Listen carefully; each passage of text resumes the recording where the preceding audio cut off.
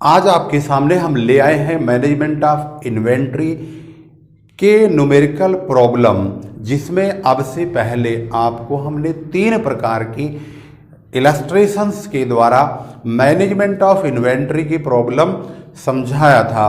और उस इलस्ट्रेशन में मैंने ये कहा था इन 3 इलस्ट्रेशन के बाद हम अनसॉल्व्ड न्यूमेरिकल प्रॉब्लम को हम सॉल्व करेंगे। तो उसी सीरीज में हमने अब आगे अनसॉल्व्ड प्रॉब्लम को लेकर आए हैं। तो चलिए सबसे पहले पढ़ते हैं प्रश्न को, जो आप सॉल्व होते हुए देखेंगे। यहां पर आप स्क्रीन पर देख रहे हैं, ये क्वेश्चन है जिसमें लिखा है 2 सामग्री यानी 2 materials X and Y are used as follows. Normal usage 50 units per week, minimum usage 25 units per week, maximum usage 75 units per week. Reorder period 4 to 6 weeks यानी 4 मिनिमम है और 6 मैक्सिमम है, और इन दोनों को जोड़ के अगर आधा कर देंगे तो नॉर्मल 5 आ जाएगा। इसी प्रकार से Y का भी दिया है, minimum 2 weeks and maximum 4 weeks. Reorder quantity दोनों का X और Y का अलग अलग लिखा हुआ है, 300 यूनिट्स एंड 500 यूनिट्स। इन्होंने कहा है रीऑर्डर लेवल की कैलकुलेशन, मिनिमम लेवल की कैलकुलेशन, मैक्सिमम लेवल की कैलकुलेशन और एवरेज इन्वेंट्री लेवल, ये पता लगाने के लिए कहा है। तो आइए बोर्ड पर इसको स्टेप बाय स्टेप समझते हैं किस प्रकार से हम इन चारों की कैलकुलेशन करेंगे। जैसे कि आपने क्वेश्चन को अभी अभी पढ़ा देखा भी है, उसके अकॉर्डिंग X और Y 2 प्रकार के मटेरियल्स के बारे में सूचना हमारे पास दी गई है। उस इंफॉर्मेशन से हम जो हमसे पूछा गया है reorder level, minimum level, maximum level और एवरेज इन्वेंट्री पूछा गया है। चलिए उसको स्टेप बाय स्टेप सॉल्व करते हैं। सबसे पहले नंबर पे रीऑर्डर लेवल, जिसका फार्मूला, ये चैप्टर पूरी तरह फार्मूले पर आधारित है। Maximum usage into maximum reorder period. Maximum usage एक ही बार लिखा है, उसको हम X और Y दोनों में इस्तेमाल करेंगे। जैसे कि क्वेश्चन में आपने देखा है 75 यूनिट लिखा हुआ है और मैक्सिमम रीऑर्डर पीरियड X का 6 वीक का है, 6 मल्टीप्लाई करेंगे 450 यूनिट आएगा। ऐसे ही Y का 75 का 4 से, क्योंकि 75 इंटू 4 300 यूनिट्स होगा, और उसका जो मैक्सिमम पीरियड दिया हुआ है Y का वो 4 वीक्स का है।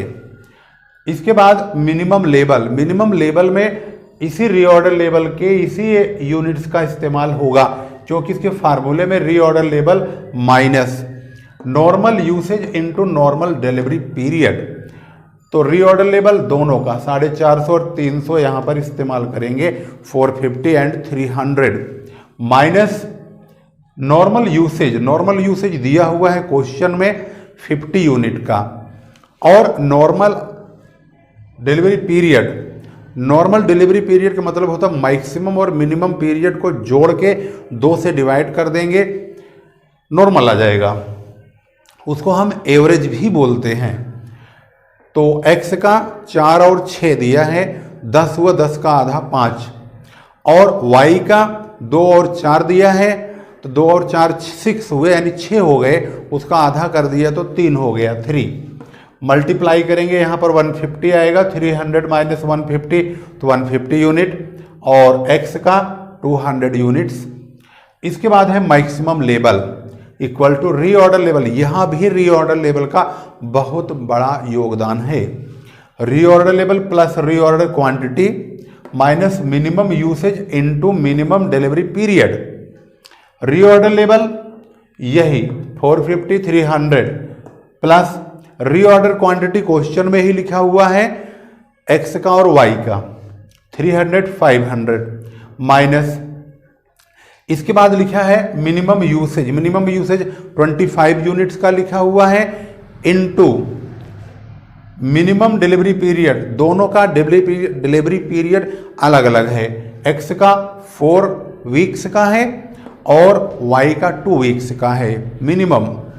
मल्टीप्लाई किए यहाँ 100 आया और इन दोनों को जोड़ के 750 माइनस 100 ये हो गया 650 यानी 650 और इसमें 50 माइनस करेंगे 800 माइनस 50 750 यानी 800 माइनस 50 इक्वल टू 750 यूनिट्स। ये हो गया मैक्सिमम लेवल।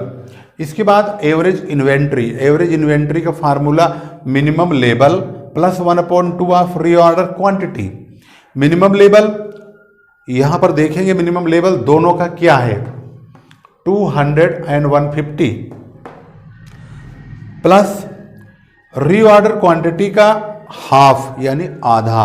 तो जो रीऑर्डर क्वांटिटी आप देख रहे हैं x का और y का, उन दोनों की रीऑर्डर क्वांटिटी का हाफ कर देंगे यानी 300 x का दिया हुआ है तो 300/2 करेंगे 150 आएगा, 150 इसमें जोड़ देंगे 200 प्लस 150 350 यूनिट्स एंड इसका हो जाएगा 250 यूनिट इसमें जोड़ेंगे तो 400 यूनिट्स।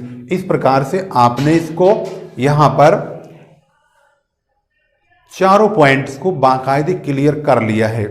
इस बात को तो आपने ध्यान दे ही दिया होगा, इस पूरे चैप्टर में हमने जब से स्टार्ट किया है सिर्फ फार्मूले को ही वैल्यूएबल माना गया है, यानी जिसकी बारे में अगर हम बात करते हैं इस चैप्टर में फार्मूला ही इसकी जड़ है, यानी हर चीज़ इसके फार्मूले पर आधारित है। कोई भी चीज़ मांगा जा रहा है उसके लिए किस फार्मूला रखा हुआ है, उस फार्मूले को पुट कर देते हैं और उसकी वैल्यू रख देते हैं, क्वेश्चन सॉल्व हो गया। कितना इजी चैप्टर है ये। लेकिन हाँ, फार्मूले को आपको रटना नहीं है, सवाल करेंगे, क्वेश्चन सॉल्व करेंगे, फार्मूले खुद ब खुद याद होते चले जाएंगे। ऐसा नहीं है कि आप उसको रटना शुरू करें, रटिए मत। रटते हुए अगर आप कुछ पढ़ रहे हैं तो रटी हुई चीज़ें काफ़ी लंबे समय तक याद नहीं रहती हैं, लेकिन प्रैक्टिस में रखी हुई चीज़ें काफ़ी लंबे समय तक याद रहती हैं। चारों प्रकार के प्रॉब्लम में जो पूछा गया था उन तमाम कंटेंट्स को अगर आप सॉल्व करने की कोशिश करते हैं तो दिक्कत स्टार्टिंग आता है फार्मूले को लेकर के। यदि अगर आप सवाल की प्रैक्टिस कंटिन्यू जारी रखते हैं तो मैं समझता हूं कि आपको इन सवालों को सॉल्व करने में कोई प्रॉब्लम आएगी ही नहीं, क्योंकि ये सारी डिपेंड करती हैं एक अच्छे से फार्मूले की प्रैक्टिस पर। और फार्मूले की प्रैक्टिस तब संभव होगी जब आप सवाल मैक्सिमम करेंगे, यानी ज़्यादा से ज़्यादा सवाल करिए तो आपको ज़्यादा से ज़्यादा फार्मूले याद हो जाएंगे।